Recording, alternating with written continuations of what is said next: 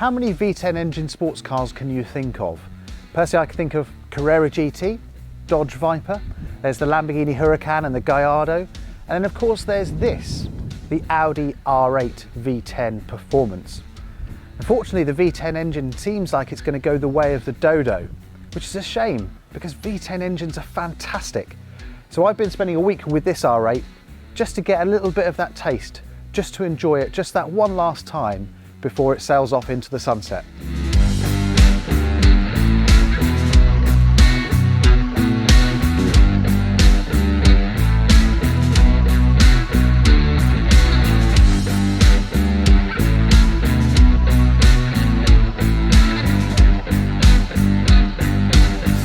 In the back of the Audi Lamborghini R8, no, Audi R8 Performance is a 5.2 litre V10 kicking out 620 horsepower. Now that's without turbos, without superchargers, that's pure engine horsepower. That will rocket you to 60 in 3.1 seconds thanks to the four-wheel drive system and frankly amazing grip.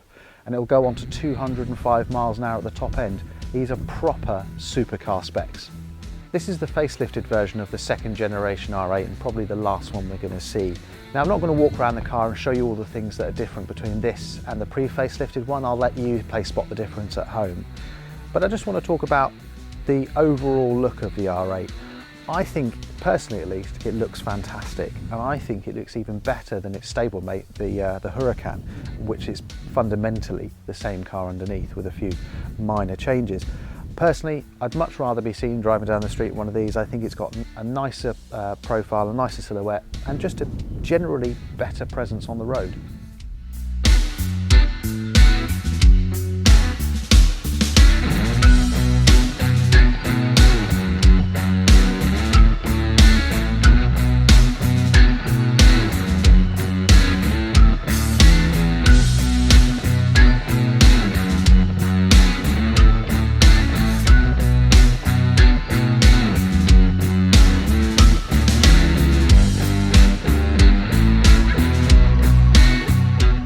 Currently driving the R8 on a deserted airfield, but when this is out on the proper roads, it's really got two very distinct personalities.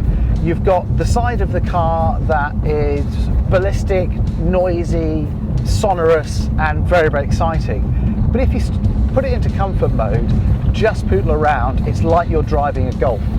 Whilst the R8 is incredibly fun to drive, there are some things about it that if you were to benchmark it against certain other vehicles, you might find it a little bit lacking. Steering feel, like a lot of cars with electric racks these days, it just doesn't have that tactility, that feedback that you really, really want from a great sports car. I also find that it's a little bit sort of tame in its driving dynamics, but what it does make it is very, very accessible, very, very usable. You can't have that kind of ease of use and simplicity to the way that you can approach the performance without sacrificing some of the sort of more hardcore elements that you might want from a supercar. Now, if you are looking for that, then this probably isn't going to be the one for you. But where it lacks in that area, it really makes up for it with the engine. Now this does have great dynamics, but the engine is what really, really rules the driving experience with this. You attack a road to make the most of the engine. You don't necessarily attack a road to make the most of the chassis. You choose roads and you choose your driving style based on the gears that you're going to be in, the way that you can let the revs sing, and that is what makes this car so exciting and so fantastic to drive. It's such a wonderful place to spend a Sunday afternoon if you're going out for a blast. There are many other supercars that you could have for a similar sort of price to this R8. This particular one, with all the options, with those big wheels and all the extra bits and pieces that this has got on it, is £150,000. Now, if you were to take that money and go onto the used car market, there are some seriously exciting prospects out there. Ferrari 488 GTB is a perfect example. McLaren 600 LT, I drove one of those the other day. That is a very, very exciting car. I don't know whether or not either of those cars would be the same to live with, If you want a supercar that you can schlep up and down the dual carriageway in, that you can pop to the shops in, that you can almost use like a daily driver realistically if you wanted, then the only other real sort of option that you've got is a 911.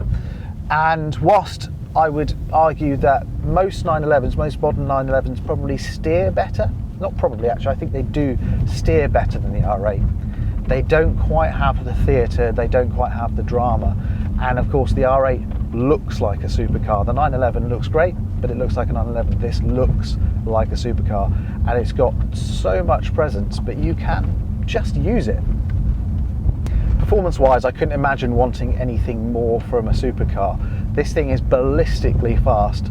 Because we've had use of this closed runway, we've done a couple of hard launches and a couple of sort of acceleration runs and really exploited the performance of this, and it just feels so fast. You know, 0 to 60 in 3.1 seconds is not to be sniffed at. Yes, there are faster cars out there, but look, let's face it, you're not going to want to go any faster, you're going to need to go any faster. The R8 is just ballistically fast because of the four-wheel drive system. Pretty much any environment you put it in, any kind of weather conditions, it's going to hook up and it's going to monster away from the line.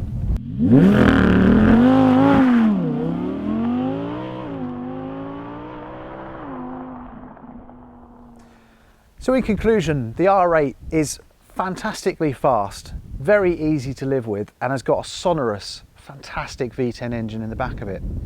For the money, you can probably get something a bit more exciting.